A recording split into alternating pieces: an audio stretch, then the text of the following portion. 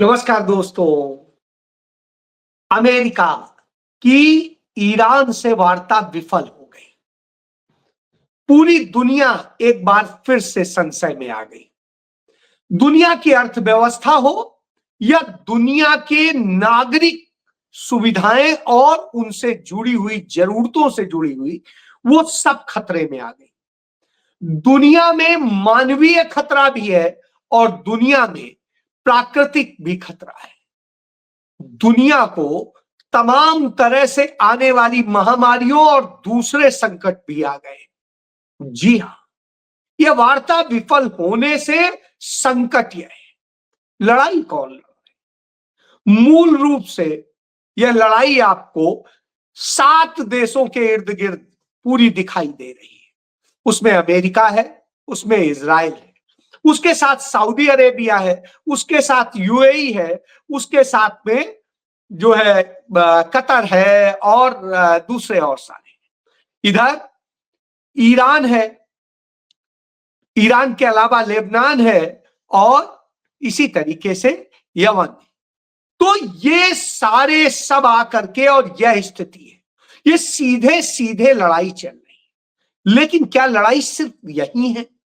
इतनी सी लड़ाई पूरी दुनिया को 200 देशों पे प्रभाव डाल रही है, जिनमें सीधे तौर पे 70 देश प्रभावित हो रहे हैं, बुरी तरीके से प्रभावित हो रहे हैं हर जगह, चाहे यूरोपियन कंट्रीज हो, चाहे एशियन कंट्रीज हो, या उससे कुछ अफ्रीकन कंट्री और कुछ ऑस्ट्रेलियन कंट्री।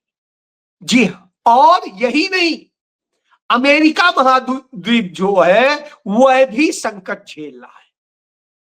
तो अब आप सोच लीजिए कि यानी दुनिया का एक बड़ा हिस्सा उस संकट में फंसा है। लेकिन इसके बावजूद कुछ लोग चाहते हैं यह संकट फंसा ही रहना चाहिए। यह संकट फंसे रहने में कुछ ही लोगों को फायदा है, बाकी पूरी दुनिया में तबाही है। लोग भी मरेंगे, धर्मों को भी नुकसान होगा और प्राकृतिक संसाधनों को भी नुकसान होगा, इस्टेब्लिशमेंट को भी नुकसान होगा। जो नागरिक सुविधाओं के लिए और उनके लिए बने साधन है उनका भी नुकसान होगा, इंफ्रास्ट्रक्चर का, बैंक हो, दूसरे और हो, सारी चीजें। और परेशानियों में कौन पड़ेगा? वह शख्स जिसके पास ताकत नहीं है, जिसके पास में संसाधन नहीं, वह गुलाम और आत्महत्या करने के करीब पहुंच जाएगा। जी हां, यह स्थिति है। आज आप कहेंगे मैं आपको कौन सी फिलॉसफी समझा रहा हूं और क्या बता रहा हूं। या आज मैं एक टीचर की तरीके से आपको कुछ बातें बताना चाहता कि दुनिया में एक बहुत बड़ी ताकत है जो कोई देश नहीं है, कोई चुनी हुई सरकार नहीं है, कोई धर्म नहीं है और कोई भी मानवता नहीं है। जी हां, एक इतनी बड़ी ताकत है, क्योंकि उस ताकत के हाथ में पैसा भी है, सत्ता भी है और सबको नचाने की ताकत। जी, उसी को डीप स्टेट कहते हैं। आप कहेंगे डीप स्टेट क्या है? डीप स्टेट का उद्देश्य होता है जो स्थापित सत्ता हो, जिसको सचमुच जनता ने चुना हो, आम जनता उसे चाहती हो, उसे कमजोर कर दो, खत्म कर दो। उसके बाद में जो स्थापित धर्म है, जो उसके मूल धर्म ग्रंथों से चलते हैं, उनको उससे भ्रमित कर दो और उन्हीं में आपस में लड़ाई करा दो, भेद करा दो। और वास्तविक धर्म से हटके लोग जो गढ़ी हुई तमाम बातें हैं, प्रथाएं हैं और तरीके हैं या परंपराएं, ऐसी परंपराएं जो समाज में असमानता पैदा करती हैं, उनको बढ़ा दो। जी हां, और उसके बाद में आपस में लड़ाते रहो। दुनिया की अर्थव्यवस्था को अपने हाथ में समेट लो, दुनिया की जो सुरक्षा का मसला है वो अपने हाथ में समेट लो और दुनिया की विदेश नीतियों पर कब्जा करो। जी हां, यही होता है। और उसके बाद दुनिया में वही सरकारें चलने दो उन्हीं को बनवाने के लिए हर काम करो जो उस डीप स्टेट के इशारे पर काम करती हो। जी हां, अब आपको शायद कुछ समझ में आया हो, नहीं आया तो आपको पूरी बात समझाता हूं कि डीप स्टेट क्या है। इसके लिए आपको थोड़ा सा और जाना पड़ेगा। एक सबसे पुरानी खुफिया एजेंसी है जो ब्रिटेन की हुआ करती थी, MI6। MI6 दुनिया की सबसे पुरानी खुफिया एजेंसी है और उस एजेंसी ने दुनिया में अपने जासूस छोड़े और उनके जरिए तमाम देशों की सूचनाएं प्राप्त की और धीरे धीरे धीरे धीरे अपना साम्राज्य स्थापित करने का काम किया। एक दूसरी संस्था CIA, ये भी करीब जो है 100 साल से अधिक पुरानी है, 150 साल। तो अब आप समझिए यह भी संस्था पूरी दुनिया में अपना नेटवर्क बनाए। उसके बाद 1949 में बनी एक सबसे क्रूर खुफिया एजेंसी है जिसे कहेंगे बिल्कुल निहायत इंसानियत से परे, वो है मोसाद जो इजराइल की है। और इसी तरीके से एक खुफिया एजेंसी सोवियत रूस की भी थी जो आगे आके आई, वो KGB कहलाती है। उस KGB ने अपनी सुरक्षा के लिए पूरी दुनिया में इसको तैयार किया और ये श्रीमती इंदिरा गांधी ने इस जरूरत को महसूस किया कि भारत के पास कोई ऐसी खुफिया एजेंसी नहीं, तो उन्होंने पहली बार रॉ बनाई और उसके जरिए दुनिया में अपने जासूस छोड़ के भारत को मजबूत बना दिया। और उसी भी बूते उन्होंने अमेरिका के राष्ट्रपति निक्सन को झुका दिया था, उसी के बूते पाकिस्तान को 2 टुकड़े कर दिया था, उसी के बूते सिक्किम को छीन के चीन और अमेरिका के चुंगल से भारत का राज्य बना दिया था। इसी तरीके से उन्होंने तमाम जगह तमाम काम किए। तो अब आप थोड़ा सा मुझे लगता है समझ में आया होगा। ये असल में डीप स्टेट जो होता है वो कोई आपको दिखने वाली स्थिति नहीं होती है, लेकिन दिखाई स्पष्ट पड़ता है, जिसमें क्या होता है, जो ये है तमाम खुफिया एजेंसियों का सहारा लेते हैं, सरकारी एजेंसियों का सहारा लेते हैं, सुरक्षा बलों का सहारा लेते हैं, नौकरशाही उसमें शामिल होती है, न्यायपालिका शामिल होती है, कारपोरेट शामिल होता है। कारपोरेट के हितों के लिए ये सब मिलकर काम करते हैं। और इसके बाद आदिवासियों की जमीन हड़पनी है, जल जमीन जंगल, तो ये एजेंसियां वहां काम करती हैं और फिर उन आदिवासियों को कभी नक्सली कभी कुछ साबित करके मारते रहते हैं। उन्हें इतना परेशान करते हैं कि वो हिंसा की तरफ बढ़ते हैं और फिर वो उन्हें बदनाम कर दिया जाता है और मार दिया जाता है। इसी तरीके से हमारे देश के हिसाब से ही आप समझ लीजिए कि जैसे दलित हैं, दलितों पे इतना अत्याचार करेंगे, यदि दलित कहीं पर भी थोड़ा सा उसने स्टेप ऐसा ले लिया तो उसको मारेंगे और वो करेंगे और फिर पूरे कौम को अपने काबू में ले लेंगे। पिछड़ों को और पिछड़ा कैसे बनाया जाए, इसके लिए पूरी साजिशें रचेंगे। और इसी तरीके से गरीबों को मर जाना चाहिए, इसके लिए वो काम करते हैं, क्योंकि उन्हें वो बोझ समझते हैं, क्योंकि उनके लिए वो प्रोडक्टिव नहीं है। जो काम के हैं उन्हें लेबर बना लेंगे, यानी अपनी दया पर रखेंगे। जो एक अपने क्लरिकल वर्ग बनाएंगे, बाबू, वो बाबू IAS भी हो सकता है, वो बाबू जो है दफ्तर में बैठा हुआ दूसरा बाबू भी हो सकता है। तो वो बाबुओं की एक फौज तैयार करेंगे जो हमारे हिसाब से चलेगा। तो आप यह समझ लीजिए, जिसे ब्यूरोक्रेसी भी कह सकते हैं, उसे जो है जूनियर ग्रेड के सुपरिटेंडेंट या दूसरे भी कह सकते हैं। तो वो एक वर्ग तैयार करेंगे जो हमारे लिए सारी चीजें करेगा, हमारे हिसाब से सारी चीजें तय करेगा और ये लगेगा नहीं सब कुछ तो फाइल में जो है वो सही है और इसी आधार पे वो अपने आप को जस्टिफाई करेगा। तो ये करते हैं। तो इस तरह से तो ये वर्ग उन्हें अपने सेवक के तौर पे चाहिए। लेकिन असली सत्ता किनके पास होगी? असली सत्ता कुछ पूंजीपतियों के हाथ में हो। और वो पूंजीपति अपने मुताबिक सरकार बनवाएंगे, उसके लिए उन पर पैसा खर्च करेंगे, उनका प्रचार करेंगे। जैसे आजकल प्रचार के माध्यम है तमाम व्हाट्सएप, तमाम फेसबुक, गूगल और दूसरे इस तरह के संसाधन इस्तेमाल किए जाए।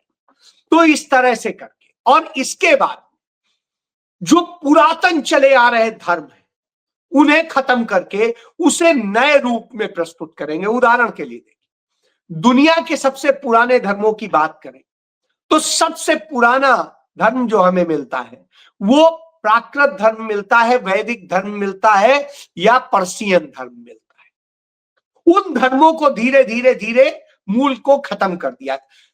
जो वैदिक धर्म है वो वेदों से चलता है, उसमें कहते हैं ईश्वर एक है, ईश्वर निराकार है, ईश्वर न जन्मता है न मरता है, वो कोई महापुरुष नहीं है, वो कोई नहीं, वो एक शक्ति के रूप में संचालित, और वो मानवता की बात करता है, वो प्रेम की बात करता है, वो जल जमीन जंगल इंसान जानवर सबको अपना मानता है, वो प्रकृति को पूजता है, क्योंकि प्रकृति से ही पूरा संसार है और वही सब मिलके ईश्वर का जो है रूप है।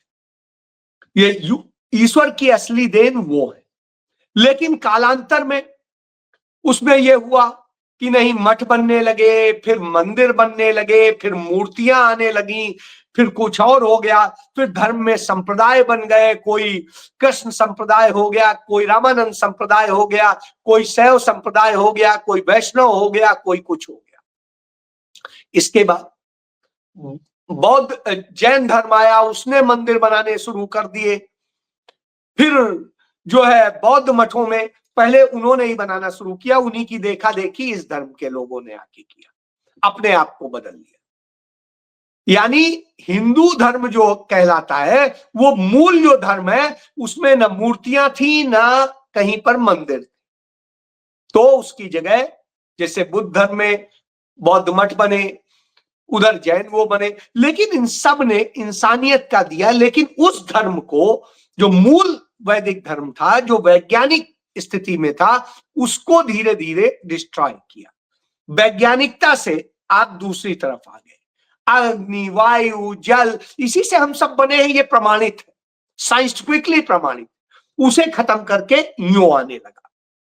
फिर जब ये आया तो उसके समानांतर हिंदू धर्म जिसे कह रहे हैं आप, वो वैदिक धर्म में मंदिर बनने लगे गुप्त काल में, और फिर ये शुरू हो गया, और होते होते फिर कहीं से कृष्ण का मंदिर आ गया, फिर कहीं राम का आ गया, फिर किसी का आ गया। जबकि ईश्वर का जब कोई आकार नहीं है, वो अजन्मा है, वो कहीं वो तो हो ही नहीं सकता। अब आप दूसरा देखिए, इसी तरह पर्शियन धर्म में, उसमें भी कोई नहीं है, उसमें भी जो उनका सबसे पुराना दुनिया का धर्म ग्रंथ है अवस्था, वो भी इसी तरीके से कहता है। तो जो सभ्यता में ये सारी चीजें आई, धीरे धीरे धीरे धीरे हर जगह कुछ ना कुछ ऐसे होते होते आया। फिर इन सबको खत्म करने के लिए काम शुरू हुआ। फिर किसी ने कहा, पहले तो पैगंबर पैदा हुए, जो पैगंबर कोई बन गया, यीशु बन हुआ, तो उन्होंने एक अलग ढंग से चलाया। हालांकि उन्होंने कोई नफरत नहीं सिखाई, उन्होंने बाइबल में वही सिद्धांत दिए जो सामान्य तौर पे थे, लेकिन बाद में उनका स्थान चर्च ने ले लिया, और जो धर्म की एक सत्ता बन गई थी उसको तोड़ा गया, क्योंकि वो भी एक सत्ता बन गई थी। उसके बाद में जो हुआ वो इस्लाम आया, यहूदी बने, और इन सब में आपस में सब लड़ाई झगड़े होने लगे, धर्म के नाम पे लड़ाई हुई। और जो जिस पे लड़ाई हो रही वो धर्म असल में धर्म है ही नहीं, जो वास्तविक धर्म है उसमें कहीं ये नहीं था। तो यानी जिस तरह से आपने मंदिर, चर्च और सब कुछ, अब उसका उदाहरण देखिए। अभी इजराइल ने किस पर हमला किया? चर्च पर, जहां पर यीशु का जन्म हुआ। यरूशलेम में उन्होंने चर्च पर हमला किया गुड फ्राइडे के दिन। इसी तरीके से वो मुस्लिम धर्म के तमाम उस पर हमला करते हैं, दोनों जगह। यहां आप देखिए, जहां भारत में जो मुस्लिम चाहे हो, उनकी मस्जिदों पे, दरगाहों पे हमला होता है, चर्च पर हमला होता है, कभी बौद्ध मठ पर हमला होता है, कभी जैन मंदिर पर हमला होता है, लेकिन बहुतायत में उसी पर होता है कि मुस्लिम धर्म और ईसाई धर्म टारगेट पर है। इसके बाद दूसरे में जाएंगे तो कुछ मुस्लिम कंट्रीज में वहां पर हमला होता है दूसरे धर्म के। इसी तरह आप यूरोप और अमेरिका में जाएंगे तो वहां मंदिरों पे हमला हो रहा है और दूसरे पे हो रहा है। ये आपस में लड़वा करके आपको लड़ाता हुआ छोड़ के और उसके बूते ये अपना तुष्टीकरण करते हैं। जैसे भारत में नरेंद्र मोदी तुष्टीकरण कर रहे हैं कि हिंदू वोट मिल जाए। इसी तरीके से जो AIMIM जो है पार्टी, वो जैसी या और दूसरी जो है मुस्लिम लीग और दूसरे, वो मुस्लिम तुष्टीकरण कर रहे हैं। तो इस तरह की स्थिति, जबकि हमारे यहाँ आइडिया ऑफ इंडिया जो है वो वैदिक और बुद्ध और जैन उसके सिद्धांतों, यीशु मसीह के सिद्धांतों और सारे सिद्धांतों के आधार पे आइडिया ऑफ इंडिया बना, जिसमें सबको समानता के स्तर पर लाया जाए। जो दबा कुचला है उसे ऊपर लाया जाए, जो दलित है जिसको भेदभावपूर्ण ढंग से किया जाता है उसे ऊपर लाया जाए। इसी तरीके से आदिवासियों को उनको संरक्षित किया जाए, उनकी जमीनों पे न वो किया जाए, उसके लिए पैसा कानून बनाया गया।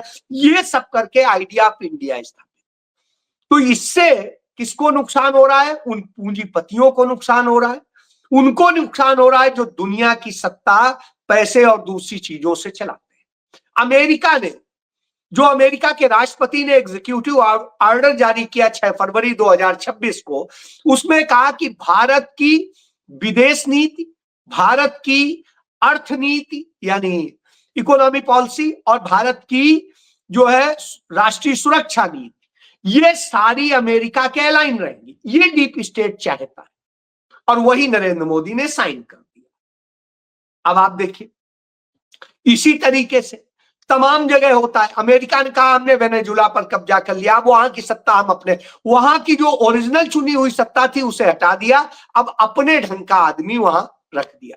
इसी के लिए ईरान पर हमला किया गया, इसी के लिए लेबनान पे हमला किया जा रहा है, इसी के लिए फिलिस्तीन पर हमला किया जाता है।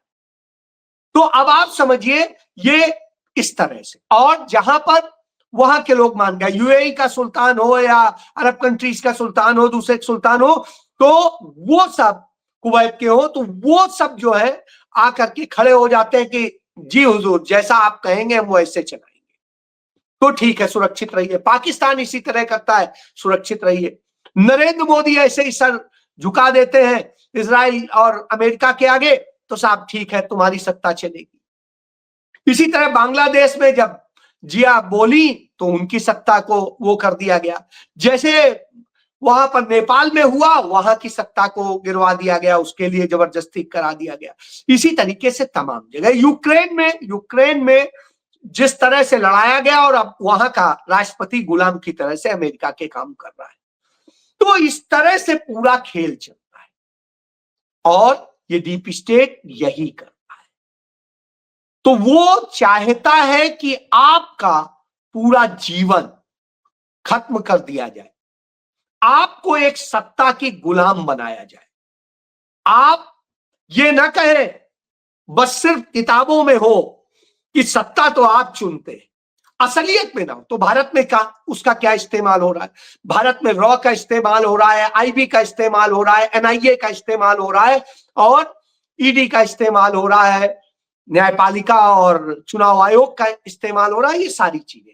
अब मैं आपको आता हूं कि इसमें किस तरह से, जैसे ये शब्द आया कहां से? तुर्की में डेरिन डेवलेट से लिया गया है ये जो शब्द है डीप स्टेट, और इसका जो होता है इसका मतलब है लोकतांत्रिक रूप से चुनी गई सरकार पर हावी होने वाले गैर निर्वाचित तथ्यों के जरिए पूरी प्रणाली पर कब्जा करना, अपने मुताबिक शासन व्यवस्था बनाने के लिए काम करना। स्टीफन किंजर की जो किताब है उसमें इस पर लिखा हुआ है ओवरथ्रो, और कई महाद्वीपों पर अमेरिका ने इस तरह के प्रयोग किए। सेंचुरी ऑफ रसीम इसमें मिशनरीज और इनके और इस सब के जरिए किस तरीके से किया गया, तो चर्च स्थापित कर दिए गए, कहीं कुछ और स्थापित कर दिया गया। तो साहब पहले समानांतर में मुस्लिम धर्म खत्म करो, ये धर्म खत्म करो, इनके अंदर इतनी बुराइयां पैदा कर दो। ये जैसे भारत में देखिए, भारत में क्या हुआ, भारत में जो धर्म का प्रतीक माने जाते हैं वो शंकराचार्य माने जाते हैं। शंकराचार्य के खिलाफ झूठे मुकदमे दर्ज कराएंगे, रेप के और दूसरे केस दर्ज कराए जाएंगे, उन्हें बदनाम किया जाएगा, उनको किया जाएगा। तो मूल धर्म के जो धर्मगुरु हैं उन्हें नष्ट कर और अपने खड़े कर और उनके मुताबिक अपनी सत्ता चलवाओ, यह तरीका है। तो यानी धर्म को भ्रष्ट कर दिया।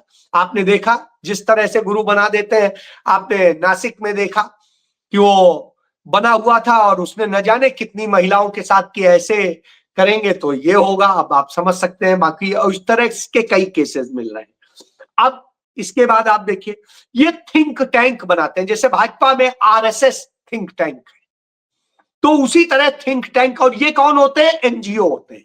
नरेंद्र मोदी कहते हैं ना सबसे बड़ा एनजीओ है आरएसएस। तो ये एनजीओ थिंक टैंक के नाम पे लोगों में जैसे शाखाएं लगाते हैं, सब जगह लगाते हैं, वहां पे विचार भरते हैं धीरे धीरे आपके दिमाग में कि ये ऐसे है, राष्ट्र के नाम पे, इस नाम पे, उस नाम पे, धर्म के नाम पे, इसको बचाना है, राष्ट्र को बचाना है, और इस नाम पे आपके अंदर जहर भरते हैं दूसरों के लिए, गरीबों के लिए और पिछड़ों के लिए, आदिवासियों के लिए, दलितों के लिए, इस तरह से। तो इन परिस्थितियों किया जाता है।